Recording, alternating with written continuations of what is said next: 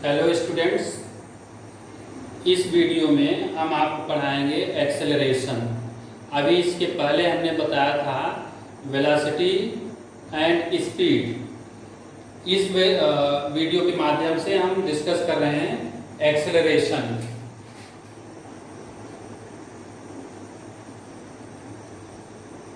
Acceleration देखिए, acceleration क्या होता है, सुनिए ध्यान से कि जो वेलोसिटी होती है, जैसे मान लीजिए आप बाइक चला रहे हैं, स्कूटी चला रहे हैं, अब उसमें स्पीड कम होती है या तो ज़्यादा होती है तो बॉडी एक्सेलरेट होती है, यानी उसकी स्पीड जो है, उसकी जो वेलोसिटी होती है चेंज होती है। जब चेंज होती है तो हम उसको मेजरमेंट करते हैं एक फिजिकल क्वांटिटी से, जिसे हम क्या बोलते हैं, एक्सेलरेशन बोलते हैं। जैसे मान लीजिए कि कोई स्कूटी से आप जा रहे हैं, बाइक चला रहे हैं, साइकिल चला रहे हैं, अब कहीं पर स्पीड आपने वेलोसिटी को इंक्रीज कर दिया और कहीं पर वेलोसिटी को डिक्रीज कर दिया, कहीं पर स्पीड बढ़ गई और कहीं पर स्पीड क्या हुई, कम हो गई। ऐसी कंडीशन में जब उसका मेजरमेंट करते हैं हम, तो उस मेजरमेंट को जब करते हैं तो जिस फिजिकल क्वांटिटी का यूज करते हैं उसको हम बोलते हैं एक्सेलरेशन। देखिए, फिजिकल क्वांटिटी को डिफाइन किया था तो मैंने बताया था कि those quantity which are measurable, जिसे आप मेजर कर सकते हैं, जिसे आप डिटरमाइन कर सकते हैं, उसको हम क्या बोलेंगे, फिजिकल क्वांटिटी। और यदि आप डिटरमाइन नहीं कर सकते हैं तो वो फिजिकल क्वांटिटी नहीं है। वैसे भी जब आप फिजिक्स पढ़ते हैं तो फिजिक्स में किस तरह से मेजरमेंट होता है हम आपको बता दें कि आपने साल भर पढ़ाई किया, आपने पूरे ईयर मेहनत किया और जो रिजल्ट आपका था वो पॉजिटिव नहीं था, तो आपने मेहनत नहीं किया। फिजिक्स में माना जाएगा कि आपका जो वर्क है वो जीरो हुआ।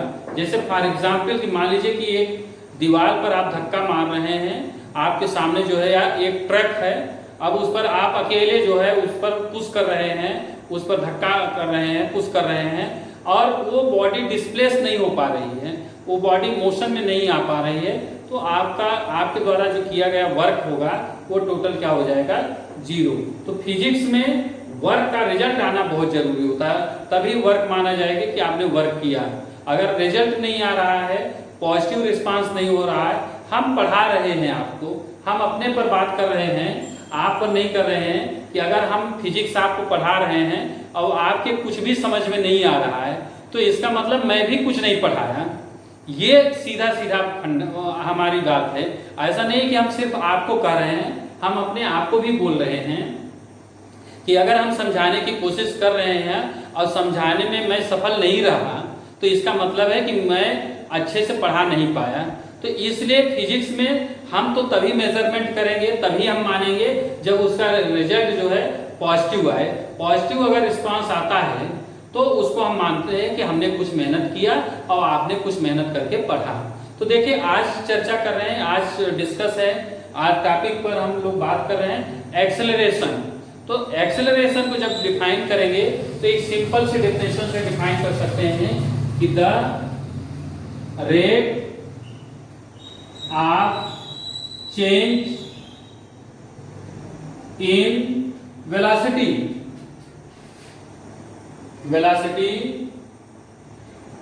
पर यूनिट टाइम इज कॉल्ड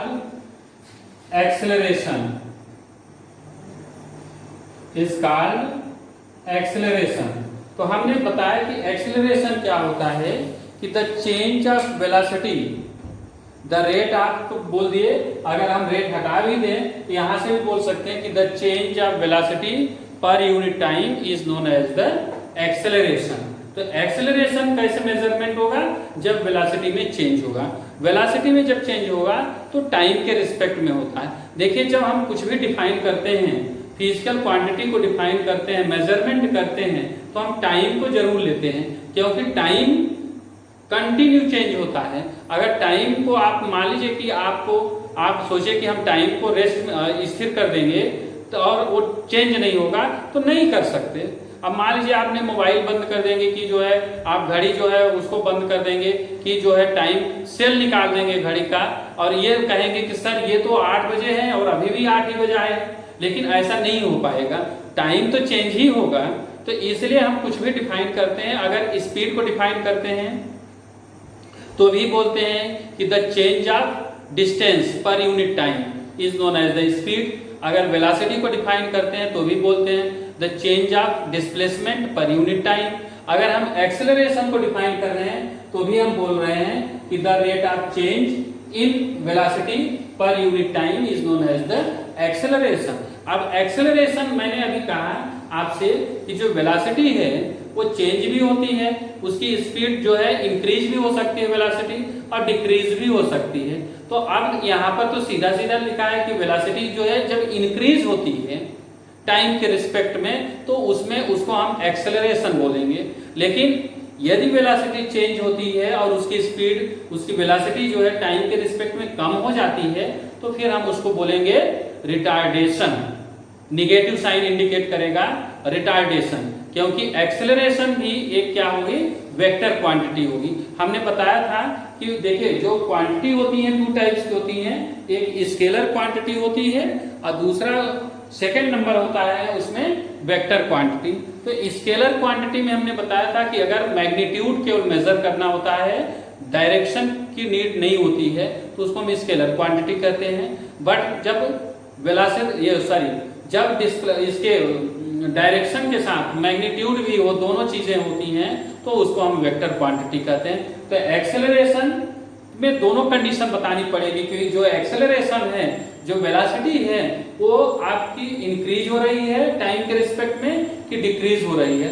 दोनों केस हो सकते हैं, डिक्रीज भी हो सकती है और इंक्रीज भी हो सकती है। इसलिए वेलोसिटी ये एक्सेलरेशन क्या होगा, हमारी वेक्टर क्वांटिटी होगी। तो ये कंफर्म हो गया। अब एक्सेलरेशन इक्वल होगा, इसके फार्मूले की बात करते हैं तो एक्सेलरेशन इक्वल होगा change in velocity upon time. Change in velocity upon time यानी ये विल भी इक्वल हो जाएगा final velocity minus initial velocity upon time interval. तो देखिए ये फार्मूला हम आपको बता रहे हैं कि एक्सेलरेशन इक्वल हो जाएगा final velocity v minus initial velocity u upon t। Formula भी क्लियर हो गया कि जो एक्सेलरेशन होगा उसका फार्मूला होगा final minus initial upon t। ये भी कंफर्म हो गया। अब इसकी यूनिट क्या होगी, तो यूनिट के लिए हमने बताया था, पहले हमने सिस्टम ऑफ यूनिट की बात किया था कि जो सिस्टम ऑफ यूनिट है तो सीजीएस सिस्टम भी होता है, एमकेएस सिस्टम भी होता है, एसआई सिस्टम भी होता है। लेकिन अभी जो हम लोग बात कर रहे हैं वो सीजीएस सिस्टम की बात करेंगे। तो सीजीएस सिस्टम में unit of acceleration is centimetre. अब देखिए इसमें वेलोसिटी की यूनिट क्या होती है, वेलोसिटी की होती है सेंटीमीटर पर सेकंड। ये मैं लिख रहा हूं सेंटीमीटर पर सेकंड अपॉन सेकंड। तो क्या लिख सकते हैं, सेंटीमीटर पर सेकंड स्क्वायर, यानी सीजीएस यूनिट क्या हो जाएगी, सेंटीमीटर पर सेकंड स्क्वायर। एसआई सिस्टम में जो यूनिट होगी, unit of acceleration is metre per second square. SI system में जो यूनिट होगी वो क्या होगी, metre per second square. And dimensional formula इसका हो जाएगा, जब डायमेंशनल फार्मूला की बात करते हैं तो हम फाइंड भी कर सकते हैं कि dimensional formula of acceleration will be equal, देखिए क्या है, वेलोसिटी अपॉन टाइम। वेलोसिटी का क्या होता है dimension formula, m0 lt minus 1 upon t will be equal क्या हो जाएगा, m0 lt माइनस 2। तो डायमेंशनल फार्मूला क्या हो गया, m0 lt माइनस 2। तो हम एक्सेलरेशन की बात कर रहे हैं, अभी जो डिस्कस कर रहे हैं केवल एक्सेलरेशन पर, कि एक्सेलरेशन का जो सीजीएस सिस्टम की यूनिट होगी वो क्या होगी, हमने बता दिया सेंटीमीटर पर सेकंड स्क्वायर। एसआई सिस्टम में क्या यूनिट होगी, metre per second square. And dimensional formula क्या हो जाएगा, m0 lt माइनस 2। तो ये आपका डायमेंशन फार्मूला। अब इसमें भी देखिए एक्सेलरेशन में भी हम कर सकते हैं कि uniform acceleration, non uniform acceleration, average acceleration भी होता है। तो उसी तरह से जैसे वेलोसिटी में डिफाइन किए थे, uniform acceleration continue speed change हो रही है, कंटिन्यू जो वेलोसिटी है वो क्या हो रही है, इंक्रीज हो रही है। फर्स्ट आवर में जो वेलोसिटी है मान लीजिए 50 किलोमीटर पर आवर्स है, सेकेंड आवर्स में 60 kilometre per hour, third our में 70 किलोमीटर पर आवर, तो कंटिन्यू उसमें इंक्रीजिंग हो रहा है, तो इसको हम बोलेंगे uniform acceleration. Non uniform acceleration कब होगा, जब जो वेलोसिटी है वो नॉन यूनिफॉर्म चेंज हो, जैसे फर्स्ट आवर में 50 kilometre per hour, second hour में 70 kilometre per hour, third hours में 75 किलोमीटर पर आवर्स। तो अब यहाँ पर देखिए जो फर्स्ट और सेकेंड आवर्स के बीच में था 20 किलोमीटर का डिफरेंस है, बट लास्ट में सेकेंड में कितना है, 5 किलोमीटर का डिफरेंस है। तो इस तरह से जब चेंज होता है तो उसको हम बोलते हैं नॉन यूनिफॉर्म एक्सेलरेशन। और जब एवरेज यानी टोटल वेलोसिटी जितनी चेंज हुई अपॉन टोटल टाइम करते हैं तो एवरेज एक्सेलरेशन फाइंड करते हैं। मान लीजिए कोई क्वेश्चंस आता है, इस तरह के न्यूमेरिकल्स भी आते हैं कि सपोज किया the displacement of A particle x will be equal, ये क्वेश्चंस है कि the displacement of A particle, particle का जो डिस्प्लेसमेंट है, suppose the displacement x will be equal 3t square minus 5t plus 2 and find acceleration after 2 second. ये बहुत important question है कि the displacement of A particle x will be equal 3t square minus 5t plus 2 है। अब find acceleration after 2 second.